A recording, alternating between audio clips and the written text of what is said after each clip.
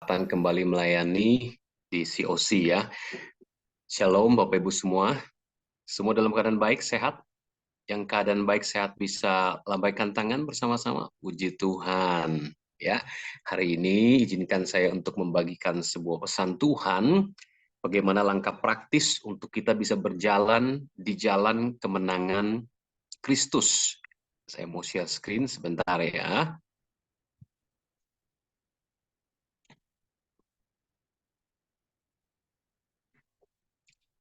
Nah, semua bisa lihat dengan jelas ya, Bapak Ibu ya. Berjalan di jalan kemenangan Kristus, Bapak Ibu Saudara. Ya. 2 Korintus 2 ayat 14 berkata begini, tetapi syukur bagi Allah yang dalam Kristus selalu membawa kami di jalan kemenangannya. Dengan perantaran kami, ia menyebarkan keharuman pengenalan akan Dia di mana-mana. Perhatikan, ayat ini saya kasih bold kuning di jalan kemenangannya. Paulus bersyukur kepada Allahnya karena di dalam Yesus selalu Tuhan itu membawa Paulus di jalan kemenangannya. Artinya Paulus selalu mengalami kemenangan Kristus dalam jalan kehidupannya sehari-hari. Ya, nah lewat kami kata Paulus, lewat Paulus dan timnya ya, Allah menyebarkan keharuman pengenalan akan Dia, pengenalan akan Allah di mana-mana. Ini sesuatu yang saya yakin kita semua rindu untuk mengalami apa yang Paulus alami.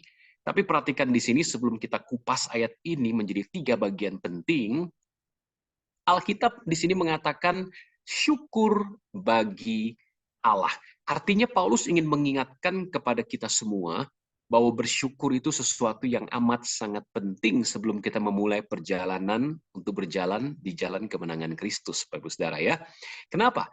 Ada begitu banyak orang Kristen merasa kurang bahagia, ya, kurang merasakan sukacita dan kuasa Allah, bukan karena dia kurang uang, bukan karena dia kurang mendapatkan keuntungan dan sebagainya, kurang punya barang-barang tertentu, ya kan, kurang hebat seperti orang lain yang dia lihat, bukan. Tapi orang Kristen tidak mengalami sukacita, kurang bahagia dan sebagainya karena kurang mengucap syukur. Itu sebabnya Paulus menuliskan ayat ini dimulai dengan ucapan syukur kepada Allah. Ada begitu banyak orang percaya yang berpikir kalau saya sudah dapat untung dulu Pak, baru bersyukur. Ya, kalau saya udah bahagia dulu, baru saya bersyukur Pak. Keliru. Paulus justru bersyukur dulu. Maka dia mengalami kemenangan demi kemenangan yang begitu dahsyat. Ya, nah saya yakin kalau Anda belajar bersyukur lebih banyak, maka Anda akan bersukacita dengan lebih banyak. Coba aja perhatikan ketika kita lihat isi Instagram orang lain, kemudian kita mulai iri hati, ya kan? Kenapa dia lebih hebat, dia lebih diberkati, dia keluar negeri terus, saya kayaknya sulit hidupnya. Nah kita nggak bersyukur, malah mengeluh, maka kita menjadi drop. Kita hilang sukacita. Tapi sebaliknya kalau kita bersyukur dengan apapun keadaan kita saat ini, bahkan keadaan yang tidak baik sekalipun, kita pandai melihat sisi terang dari berbagai kejadian. Kita belajar menjadi lebih pandai lagi melihat apa hikmahnya dari setiap peristiwa yang buruk sekalipun, maka kita punya ucapan syukur. Dan kalau kita bisa pandai bersyukur di situasi apapun, maka kita akan jauh lebih berbahagia. Ya, jadi jelas ya, bukan bahagia dulu baru bersyukur, tapi bersyukur dulu baru bahagia. Nah, itu hal penting pertama yang saya mau sampaikan. Tapi perhatikan di slide saya ada tulisan Roma 8 ayat 37. I am more than a conqueror through Christ who loves me. Saya lebih daripada orang-orang yang menang, lebih dari para pemenang melalui Kristus yang mengasihi saya. Roma 8 ayat 37 menyatakan, secara rohani, Bapak Ibu Saudara adalah orang-orang yang sudah menang, bukan akan menang. Sudah menang bahkan lebih dari orang-orang yang menang. Paulus katakan demikian. Tapi ingat jangan sombong. Anda dan saya menang lebih dari pemenang secara rohani itu bukan karena kita baik, bukan karena kita hebat, kita kaya, punya banyak koneksi, punya banyak jabatan dan sebagainya, pengalaman ya, talenta, bukan. Kita menang hanya karena Dia yang telah mengasihi kita, namanya Tuhan Yesus. Dia udah mati buat dosa-dosa kita, bangkit memberikan kita hidup yang dibenarkan dengan cuma-cuma. Ya, jadi ini dulu harus jelas pertama ya. Bapak Ibu, sebelum Anda belajar berjalan dalam jalan kemenangan Kristus, kita harus yakin, Bapak Ibu harus yakin bahwa secara roh Anda itu sudah menang dan lebih dari para pemenang. Nah, pertanyaannya kan begini. Ya, Pastor Yogi, kalau saya udah menang lebih dari pemenang, kenapa kenyataannya dalam realita kehidupan kita banyak kali kalah? Sering kali kita masih kalah sama persoalan, kalah sama kekhawatiran, kalah sama sakit penyakit, dan sebagainya. Kenapa? Kan kata Paulus, kita lebih dari pemenang oleh karena Kristus mengasihi kita. Ya, nah kita perlu paham, yang Paulus maksudkan di sini adalah identitas, status, dan kondisi roh seseorang. Di dalam roh, status rohani Anda dan saya, kita sudah menang. Bahkan Yesus bilang oleh bilur Yesus, kitab Petrus katakan, engkau sudah sembuh. Kitab Yesaya katakan, you were healed, Anda sudah sembuh. Ya, Alkitab bilang engkau sudah punya hidup yang kekal, kata Rasul Yohanes. Tapi pada saat yang sama, Anda akan menemukan Alkitab mengatakan, barang siapa menang. Alkitab juga mengajar kita, mari kita rebut hidup yang kekal. Seolah-olah belum. Nah, Bapak Ibu jangan bingung ketika bertemu dengan pernyataan seolah-olah belum menang, seolah-olah belum punya hidup kekal, dengan pernyataan Alkitab di tempat lain yang mengatakan kita sudah sembuh, kita sudah diberkati, kita sudah menang, bahkan lebih dari pemenang. Seolah-olah kontradiksi. Kita harus paham bahasa Alkitab. Secara rohanilah dia maksud kita ini sudah menang, kita sudah sembuh, ya, kita sudah lebih dari pemenang, kita sudah diberkati, kita sudah punya hidup kekal. Itu secara roh, di alam roh itu sudah terjadi. Kenapa? Karena Tuhan Yesus 2000 tahun yang lalu, past tense, masa lampau, 2000 tahun yang lalu dia sudah menebus kita. Kita udah sembuh, artinya kesembuhan sudah tersedia di sana, kita sudah diberkati, kutuk diganti berkat, dosa diganti pembenaran, ya kan? Penyakit diganti kesehatan ilahi, ya kan? Hidupnya sudah ditukar dengan hidup kita. Itu terjadi 2000 tahun lalu secara rohani. Namun tidak otomatis menjelma bermanifestasi di alam jasmani kita hari ini. Kenapa? Why? Karena kita harus hidup oleh iman.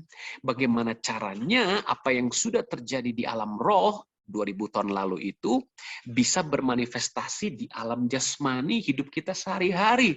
Makanya Paulus mengajarkan kita lewat ayat ini. Ayo, ya kan, di dalam Kristus Allah selalu membawa kami di jalan kemenangan. Ya, Paulus ngalamin tiap hari manifestasi kemenangan Kristus itu. Apa rahasianya? Nah, Bapak Ibu, ya ada 3 rahasia atau 3 poin bagaimana kita bisa mengalami kemenangan yang sudah kita miliki. Seperti Paulus juga mengalami jalan kemenangan tersebut. Bukan cuma secara rohani, secara status kita menang, tapi realita kenyataan kita kalah terus, tidak. Paulus mengajar kita, ya. Maka kita akan lihat ada 3 hal penting dari ayat ini, Bapak Ibu Saudara, yang akan membawa kita berjalan di jalan kemenangan Kristus. Ya, perhatikan. Jalan kemenangan Kristus itu dikelilingi oleh 3 poin. Yang pertama adalah dalam Kristus. Paulus katakan syukur kepada Allah yang dalam Kristus. Artinya Anda dan saya harus ada di dalam Kristus. Ya kan, yang dalam Kristus selalu membawa kami, ya. Unsur kedua yang harus Anda hidupi adalah selalu membawa kami. Walaupun kita ada dalam Kristus, ya, apakah kita selalu mau dibawa sama Tuhan? Ya, nah ini penting. Ya, membawa kami di mana? Di jalan kemenangannya. Setelah itu titik kalimat berikutnya bilang gini, lewat hidup kami. Dengan perantaran kami, Allah menyebarkan pengenalan akan Allah di mana-mana. Oh, rupanya Paulus menyebut itu jalan kemenangan karena lewat hidup Paulus dan kawan-kawan, pengenalan akan Allah dibagi-bagikan. Itu baru bisa disebut jalan kemenangan. Jadi perhatikan Bapak Ibu, ibarat sebuah bolu, ya, ada 3 unsur minimal baru bisa jadi bolu. Ada terigu, yang kedua ada gula, yang ketiga ada mentega. Baru bisa jadi sebuah bolu yang cukup lengkap. Ya, kalau cuman gula doang sama mentega nggak jadi bolu. Kalau cuman gula doang sama tepung juga nggak jadi. Rasanya kayak apa? Apalagi kalau cuman tepung doang atau gula doang, sama sekali bukan bolu. Nah, untuk kita berjalan di jalan kemenangan Kristus, artinya kemenangan yang sudah kita miliki secara roh bisa dijalani dalam kehidupan sehari-hari kita. ya kan, bermanifestasi kemenangan tersebut, maka 3 hal ini harus kita jalani. Kita harus hidup dalam Kristus, kedua kita harus mau selalu dibawa, ya kan, karena Tuhan selalu membawa kita, berarti kita harus selalu dibawa sama Tuhan, ya kan, di jalan kemenangannya. Dan yang ketiga, pastikan lewat hidup kita, dengan perantaraan kita, Allah menyebarkan pengenalan akan Allah. Sekarang kita kupas satu demi satu. Apa arti dalam Kristus? Dalam Kristus, Efesus 3 ayat 17 katakan begini, sehingga oleh imanmu Kristus diam di dalam hatimu. Boleh nggak saya tahu siapa yang oleh iman Kristus diam di dalam hati Anda? Boleh lambaikan tangan? Yang Kristus tinggal di dalam hati Anda. Ya, puji Tuhan. Siapa lagi? Puji Tuhan. Saya rasa semua Kristus tinggal di dalam Anda ya. Ketika Anda bertobat percaya Yesus, Anda undang dia jadi Tuhan Juru Selamat ya. Makanya dikatakan oleh imanmu Kristus diam dalam hatimu, dan kamu, nah ini yang kedua, jangan cuma Kristus diam di hati kita, tapi ada tanda kedua. Arti kita di dalam Kristus, Kristus di dalam kita. Kamu berakar serta berdasar di dalam kasih. Artinya kalau kita bilang Kristus dalam kita, kita dalam Kristus, pastikan hidup kita berakar dan berdasar di dalam kasih. Paulus katakan hiduplah di dalam kasih. Di dalam bahasa Indonesia sehari-hari, hidupmu didasarkan dan dikuasai oleh kasih. Artinya ibarat sebuah gedung, fondasi kita didasari, artinya ya, the foundation, akar kita, itu adalah kasih. Tapi nggak cuma akar, tapi dikuasai oleh kasih. Jadi sampai pohonnya ada, buah-buahnya semua kasih, penuh dengan kasih. Nah, orang yang ada di dalam Kristus adalah orang yang hidup di dalam kasih. Kalau kita bilang, saya Kristen, Pak, saya pelayanan aktif, Pak, saya diurapi Roh Kudus, tanda mujizat menyertai. Tapi kalau kita tidak hidup dalam kasih, kita sedang membohongi diri kita sendiri. Ya, ada begitu banyak orang Kristen mengaku tinggal dalam Kristus. Ya, Kristus tinggal dalam dia, rajin beribadah, KTP-nya Kristen, pelayanannya dahsyat, jabatannya tinggi mungkin di gereja, senior tingkat tinggi, tapi kepahitan, tapi nggak mau mengampuni, ya, tapi sulit memaafkan, egois, pelitnya minta ampun, nggak mau berbagi kasih. Nah, itu tanda patut disangsikan. Apakah kita betul di dalam Kristus? Karena siapa dalam Kristus dikatakan oleh imanmu, Kristus diam dalam hati, kamu berakar berdasar dalam kasih. Hidup kita di dalam kasih. Sebagaimana Kristus mengasihi kita, kita pun mengasihi orang lain di sekeliling kita. Ya, ada banyak orang bilang gini, Pak, yang penting saya nggak kepahitan.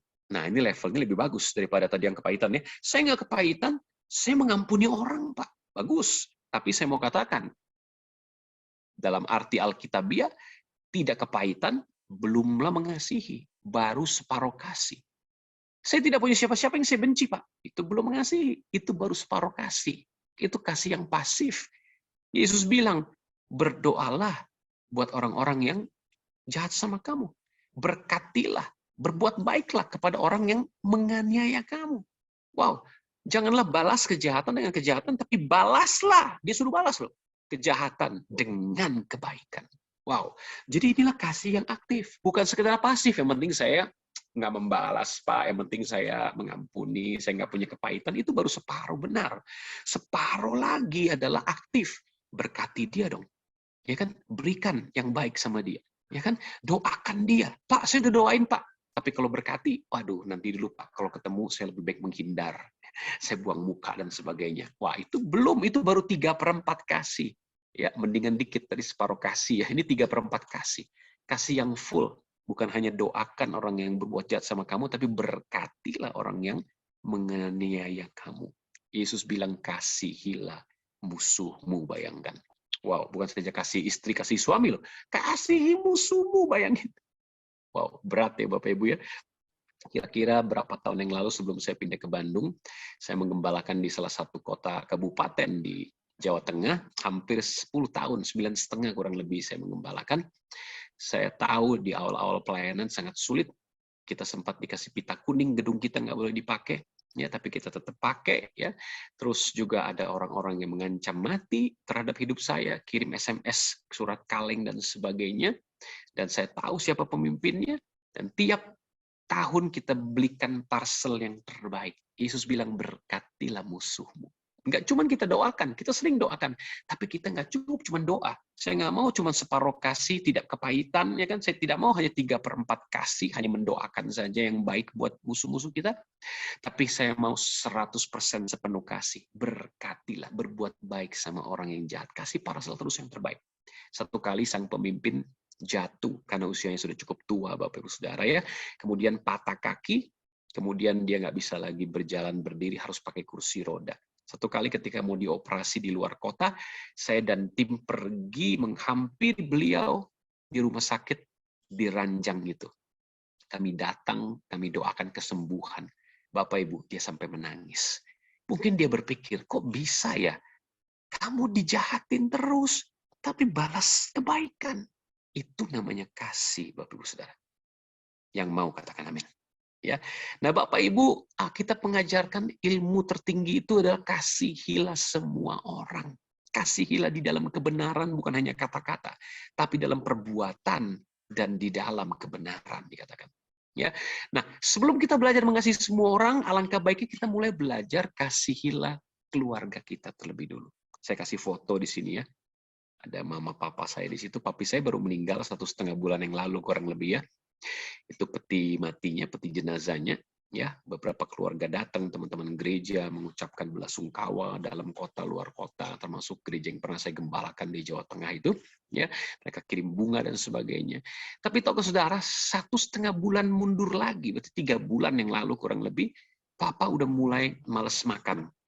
Ya, udah mulai drop berat badannya. Sempat saya rawat sebulan lebih, itu dia naik 2 kilo sih. Ya, sempat punya semangat hidup lagi. Tadinya bilang mau mati, mau pulang ke rumah Bapak, katanya mau ketemu Yesus yang disalib. Ya, mulai ada semangat hidup. Tapi tahu nggak saudara, tiap kali saya rawat, saya mandiin, saya cebokin, saya kasih pempes, ganti pempes, ajak makan pelan-pelan walaupun sulit dia nggak mau makan kan ya, ajak gerak sedikit-sedikit aja di rumah tuh supaya dia ada olahraga ototnya karena sudah nggak mau kemana-mana, lemes jalan dan sebagainya ya. Dia nangis setiap kali dimandiin biasanya. Dilap pakai air hangat, kasih detol, kasih sabun baby, itu dia nangis. Setiap kali dia nangis, dia bilang, lu diberkati, anak cucu lu diberkati, istri lu, keturunan diberkati. Kalau sekali saya pikir, oke, amin, P, terima kasih. Tapi tiap kali dia nangis. Kalau lagi dimandiin, ya dilayani begitu dia nangis. Jadi saya nggak enak, saya bilang, papi nggak usah nangis. Kenapa? Karena kan dulu papi, mama semua mandiin saya. Gantian dong. Sekarang saya yang mandiin. Supaya dia nggak merasa, aduh, bikin kita repot. Enggak, ini mah cuma gantian aja. Saya gantian cebokin, saya gantiin pempes. Ya kan? Ada beberapa orang yang mungkin bertanya, Pak, kenapa nggak taruh di panti jompo aja? Saya berpikir, pada saat orang tua itu melahirkan saya, mereka nggak pernah berpikir, kapan saya taruh anak saya ini di panti asuhan mana gitu ya. Kenapa sekarang kita harus berpikir, mau taruh di panti jompo mana nih orang tua saya? Ya, kenapa mesti berpikir begitu? Nah itu sebabnya saya merasa mendapat sebuah privilege. 1,5 bulan sebelum beliau dipanggil pulang. Beliau dipanggil pulang masuk UGD, kemudian ke ICU hanya 24 jam kemudian pulang ke rumah Bapak. Dalam keadaan saya lagi khotbah harusnya 3 kali, baru 1 kali khotbah istri saya telepon, saya langsung pulang ke rumah sakit, ketemu Papa 1 jam kurang lebih, mendoakan dia, dan beliau meninggal. Yaitu sebuah privilege untuk bisa melayani Papa saya walaupun tidak lama, bisa sedikit membalas kasihnya, saya nggak bisa balas full ya, apalagi kasih Tuhan, kasih orang tua aja kita nggak bisa balas full. Tapi di situ saya mengerti. Paulus katakan, hormatilah ayahmu dan ibumu, maka akan baik keadaanmu, diberkati engkau di bumi, panjang umurmu di bumi. Siapa yang pengen panjang umur diberkati di bumi? Boleh lambaikan tangan. Ya, hormati papa mama saudara. Kalau papa mama masih hidup, please, kalau udah mati ya percuma saya kasih tahu. Banyak orang berlomba-lomba, orang kaya apalagi. Kalau papa mama mati dikasih di tanah yang miliaran, bongpainya dibikin mewah, miliaran, puluhan M bila perlu. Itu buat apa? Orangnya juga rohnya udah nggak di situ. Waktu hidup, bagaimana kita layani? Bagaimana kita kasihi? Bagaimana kita berusaha menyenangkan orang tua kita? Amin Bapak Ibu ya. Bapak Ibu yang mungkin dulu punya hubungan tidak baik dengan mama papa ya udah bertobat aja, jangan lakukan lagi ya kan. Tapi kalau masih ada kesempatan untuk minta ampun, minta maaf, ayo perbaiki hubungan dengan orang tuamu. Ya, hormati papa mamamu supaya baik keadaanmu. Itulah kasih. Kasih dimulai di rumah tangga. Ya, dan kasih juga dimulai di dalam hubungan suami istri. Itu sebabnya nanti saya akan minta Pak Yanwar atau host bantu bagaimana kasih itu merupakan satu hal yang sangat penting dalam hubungan suami istri dan mendidik anak-anak kita. Ya, tidak mudah. Klip ini hanya 2 menit, saya sudah titipkan ke Bu Jenny dan Pak Yanwar. Mungkin host bisa bantu putarkan klip 2 menit ini sebelum saya beranjak ke poin kedua dan ketiga. Silakan host.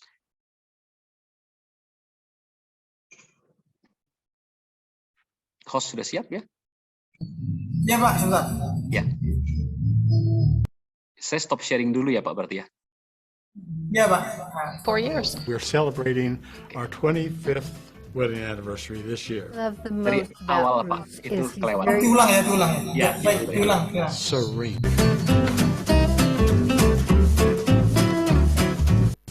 We've been married for 51 years. 54 years. We're celebrating our 25th wedding anniversary this year. Love the most about Bruce is he's very kind. She's a good cook. Serene. He's a very compassionate person. She is truly the person I always wanted to be. It's not easy. Well, and the And biggest if anybody thinks that you're going to be on your honeymoon for 51 years, it's ridiculous. Sometimes the tunnel's pretty long. Yeah, and dark. Well, it has been an enjoyable challenge because I've been introduced into a culture that I was just totally ignorant of. It was very hard for her, I know Yeah. that. I think I had to have been like in my 30s or early 40s. I just thought, this is it? This isn't fun. Really, the only reason it worked in those early years is we both loved the Lord, and we taught our children to love the Lord. The secret to anything, I think, holding to the rod. If you hold to the rod and don't give up when things are hard, this will pass and that things will get better. And things always do get better. So you have to be patient and loving, and Yeah. You're going to have ups and downs, but it's worth it. you cannot change someone to fit the mold you want them to be. I just respect his space and he respect my space. Love him where he is. I will say you are the love of my life. And I'm so grateful that we have stuck it out this long. She's my babe. And I love you, and I love the fact that I'm going to have you by my side forever. I love him so much. Love being with him.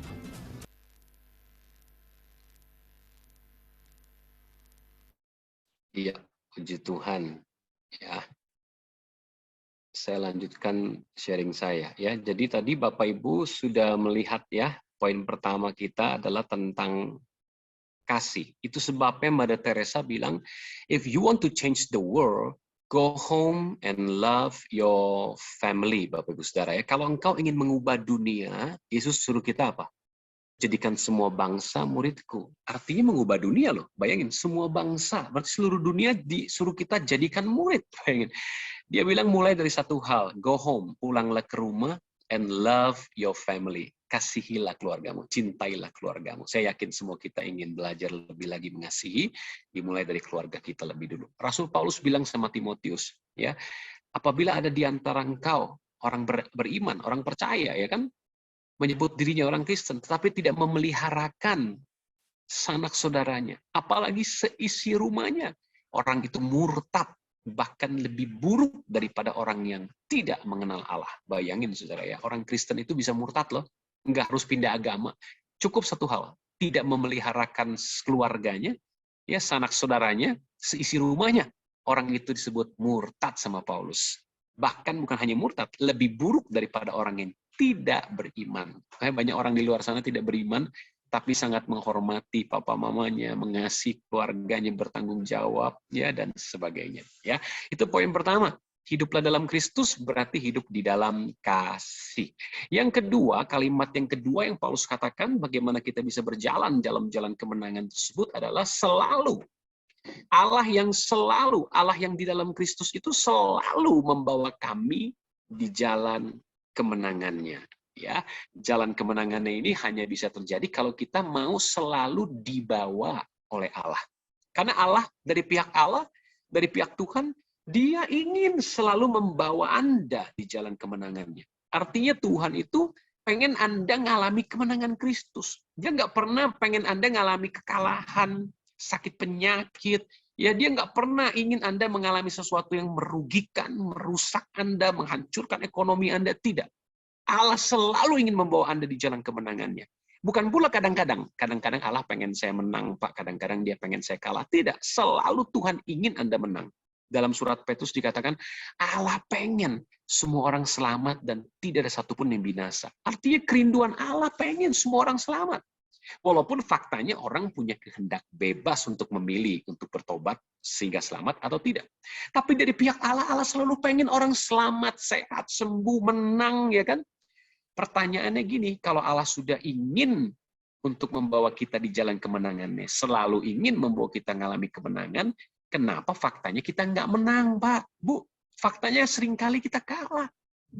Karena tidak selalu pula kita mau dibawa atau dipimpin masuk di jalan kemenangan. Itu dia persoalannya. Tuhan nggak akan paksa kita. Dia selalu ingin Anda menang, tapi kalau Anda nggak selalu mau dibawa ke jalan kemenangan, ya nggak bisa. Contohnya saya bilang gini, Pak Yanwar, saya nanti tiap hari itu bakalan lewat rumah Bapak. Kalau Bapak mau saya bawa ke kantor, ya kan, kebetulan Pak Yanwar satu jalan rumahnya sama saya ke kantor juga mirip jalannya. Saya selalu mau, Pak. Silakan, saya selalu siap mampir. Pak Yanwar pokoknya bisa ikut di mobil saya. Saya antre ke kantor, Pak. Siap, kata Pak Yanwar. Selama dia ingin saya bawa ke kantor itu lewat pakai mobil saya, bisa nggak dia nyampe? Bisa. Tapi kalau dia bilang, Pak Yogi, sorry, hari ini saya nggak bisa ikut. Bisa nggak dia nyampe ke kantornya? Nggak bisa. Padahal saya bersedia nggak untuk nganter dia? Selalu bersedia nggak? Iya, selalu saya lewat rumahnya kok.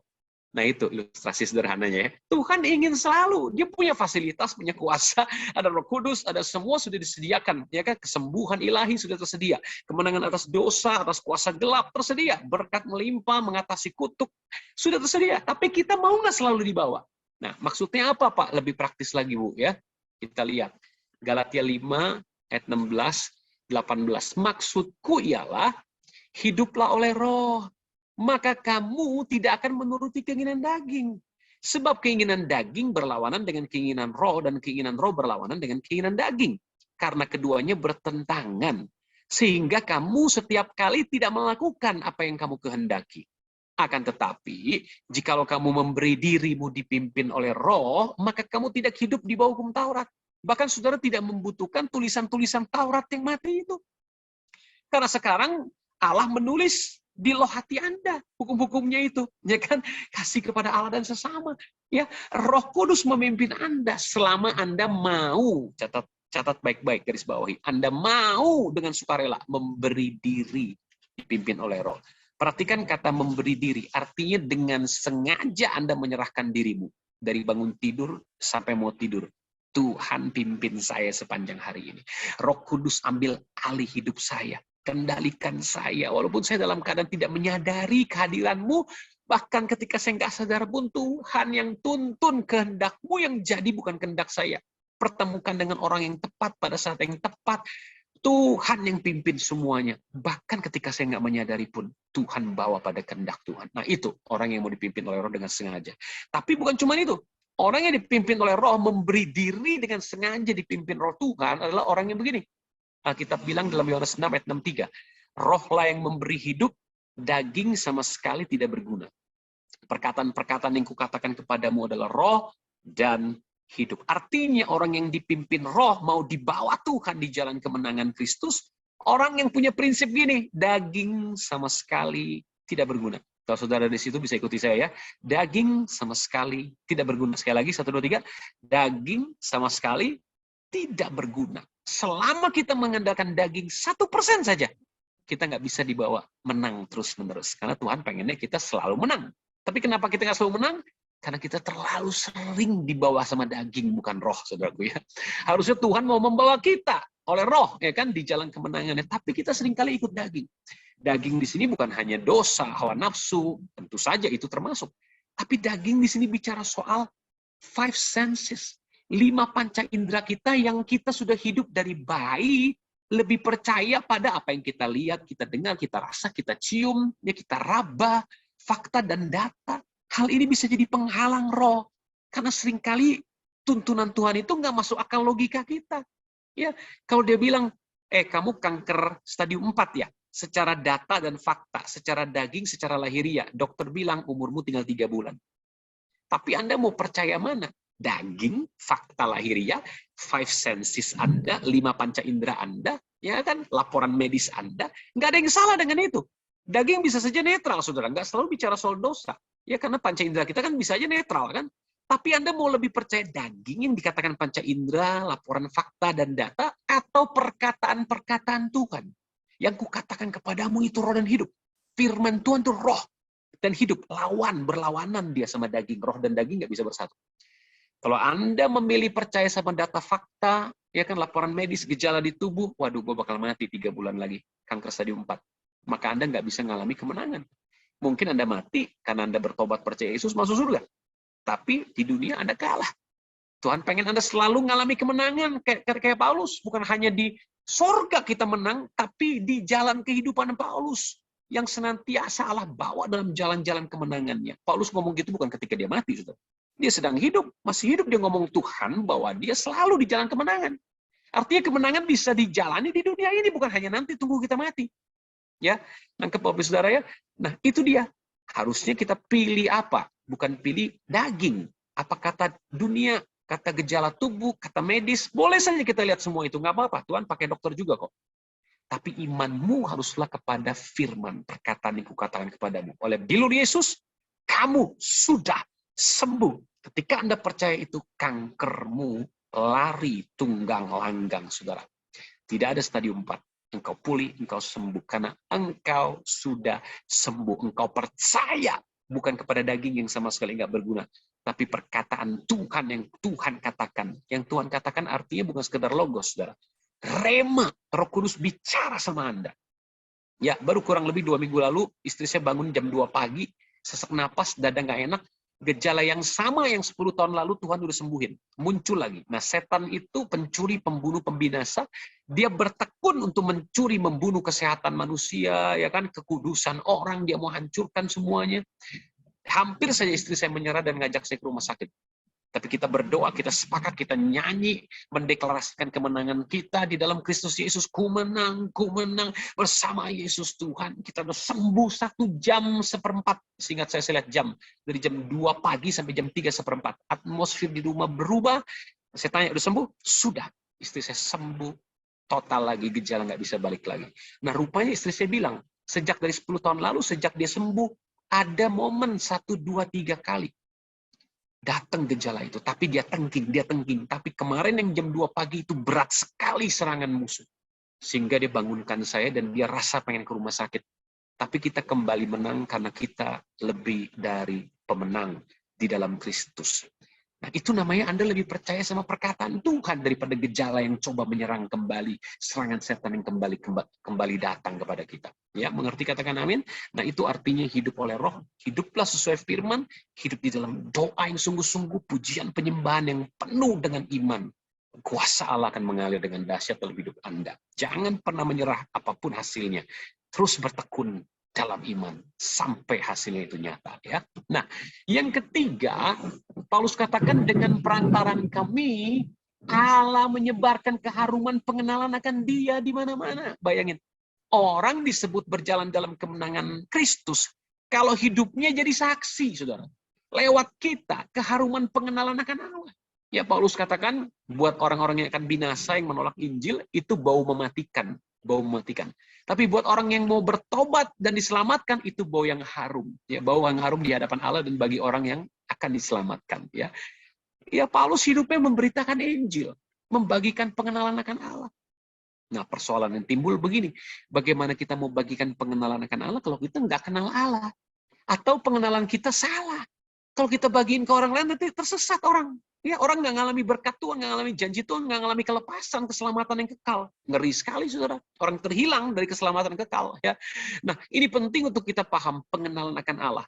Nah, Rick Warren adalah seorang pendeta senior di Saddleback Church, ya, walaupun dia bukan kaum karismatik Pentakosta, dia gereja baptis, tapi dia percaya akan kesembuhan ilahi dan sebagainya, sekalipun tidak seradikal kaum Pentakosta.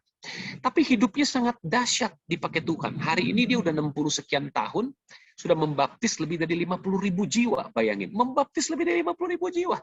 Pelayanannya berdampak kepada jutaan manusia, ratusan juta internasional. Buku tulisannya, Purpose Driven Life sama Purpose Driven Church, itu dari royaltinya aja, dia bisa beli pulau kaya sekali.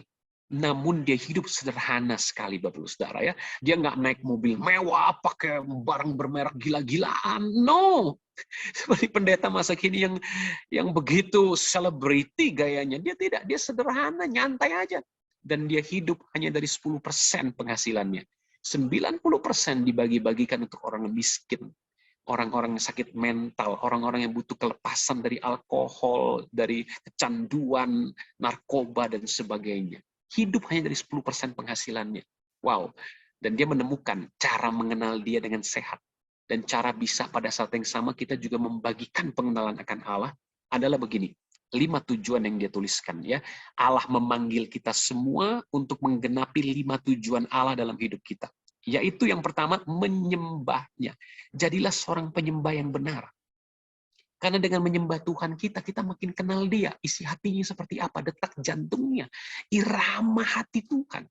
Karena kita intim dengan Tuhan. Ya, menyembah Tuhan juga bukan hanya saat kita nyanyi, tapi hidup kita dari bangun tidur sampai tidur penuh syukur. Bukan keluhan, bukan makian, sungut-sungut, ngedumel, bukan.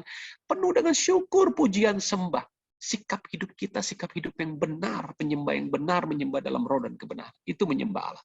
Yang kedua, berkomunitas dengan sesama anggota tubuh Kristus, Anda bisa saling membagikan pengenalan akan Tuhan, pengalaman berjalan dalam roh seperti apa, saling mendoakan, saling menopang, membangun, kadang-kadang saling melukai kalau kita belum dewasa, tapi itu saatnya saling mengampuni, saling memaafkan. Itu hanya bisa dilakukan di dalam komsel, kelompok kecil. Ingat, gereja mula-mula bukan gereja yang besar-besar di gedung-gedung mewah, saudara. Tapi di rumah-rumah, kelompok-kelompok kecil, itulah gereja mula-mula. Mereka saling membangun, mereka memecahkan roti bersama-sama, ya kan, memuji Tuhan, semua orang takut, ya kan. Wow, dan ingin bergabung dengan mereka karena tanda mujizat terjadi lewat kehidupan yang demikian. Yang ketiga, dimuridkan serupa Yesus. Di Antioquia pertama kali orang-orang percaya itu disebut murid. Jadi penting untuk mereka dimuridkan terus-menerus dengan ajaran rasuli. Rasul-rasul mengajar mereka tentang kematian dan kebangkitan Yesus.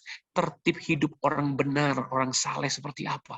Ya, dimuridkan. Anda perlu bergabung dengan berbagai bentuk pemuridan di gereja Anda masing-masing. Ya, sehingga rupa Kristus boleh makin nyata. Tentu harus dengan sepenuh hati. Kalau cuma pengetahuan di otak, mana bisa serupa Yesus. Ya, terus melayani sesama. Inilah cara mengenal Allah lebih lagi. Dan membagikan pengenalan. Waktu anak saya masih kecil, bayi, mereka hanya menangis kalau minta susu. Ke toilet pun ya ganti pampers, mau pipis, mau pup. Tapi setelah mereka remaja, mereka harus belajar mengambil tanggung jawab. Itu bedanya anak kecil sama orang dewasa. Orang dewasa berani mengambil tanggung jawab untuk melayani orang lain, berkontribusi positif. Ya, orang yang dewasa pasti melayani orang lain. Walaupun nggak semua orang yang melayani itu sudah dewasa, belum tentu. Tapi pelayanan bisa sarana untuk kita jadi tumbuh dewasa. Di situ ketemu orang yang kita nggak suka, orang yang nggak suka sama kita. Kadang-kadang pelayanan motivasinya nggak benar, kita belajar luruskan motivasi, ya dan sebagainya. Itu membuat kita dewasa dan tanda kedewasaan memang melayani orang lain. Ya, dan yang kelima, terlibat dalam misi penginjilan dunia. Ya, kalau kita di gereja kita ada namanya sekolah misi Katartizo, di internet juga ada, sudah masuk angkatan kelima. Kita kirim utusan ini ke tempat yang kecil-kecil di cabang sekeliling kota Bandung sini, sehingga mereka bisa lihat nggak gampang ternyata merintis di tempat kecil, di cabang kecil. Alangkah baiknya kalau Anda bisa ikut mission trip mungkin ya, walaupun hanya 1 hari, 2 hari, 1 minggu, atau 1 hari pulang pergi, tapi ke tempat yang betul-betul gerejanya sangat miris, supaya kita lihat kayak gitu loh. Kita harus bersyukur dengan gereja kita di kota mungkin begitu ya. Orang-orang masih banyak yang kekurangan. Kita lebih dibuat hati kita berbelas kasihan, renyuh untuk memberkati orang. Atau paling tidak, kalaupun Anda nggak punya waktu untuk mission trip melihat dunia luar sana seperti apa, ya kan? Anda harus punya sikap hidup. Hidupku adalah misi. Orang lihat Yesus nggak dalam hidupku, bisnisku, cara aku berdagang, cara aku menangani pegawai, cara aku menghadapi pemimpin, bos, ya kan, teman-teman kantor, sekolahku dan sebagainya, mertua, menantu, hubungan keluarga, suami, istri, orang tua, anak. Orang lihat Yesus nggak? Hidup kita ini misi. Lewat kita orang kenal Yesus nggak? Itulah yang disebut berjalan dalam kemenangan. Lewat kami, Allah menyebarkan keharuman pengenalan akan Dia di mana-mana. Ya, setiap aspek hidupmu ada Yesus yang bisa dilihat, didengar, dirasakan. Ya, nah itu sebabnya terakhir saya simpulkan, untuk kita berjalan di jalan kemenangan Kristus, Bapak Ibu, kita perlu terus-menerus belajar 3 hal. Yang pertama, hidup di dalam kasih. Yang kedua, hidup di dalam doa dan firman, dipimpin roh setiap hari, dibawa di jalan kemenangan Kristus tadi. Ya, Allah ingin selalu membawa Anda menang, tapi kita juga mau selalu dipimpin roh supaya bisa dibawanya. Yang ketiga, belajar kenal Tuhan dan membagikan pengenalan itu. Dengan cara apa? 5 tujuan yang dibagikan Rick Warren tadi. Pertama, menyembah Tuhan. Yang kedua, berkomunitas dengan sesama anggota tubuh Kristus. Yang ketiga, kita mau siap merendahkan diri, belajar, ya, dimuridkan serupa Yesus. Dan yang keempat, kita mau belajar melayani sesama. Dan yang kelima, kita mau terlibat misi atau hidup kita jadi misi. Orang boleh kenal Yesus lewat kita. Tuhan Yesus memberkati. Silakan kalau ada pertanyaan sebelum kita nanti mendoakan Bapak Ibu yang membutuhkan. Saya kembalikan kepada host. Baik.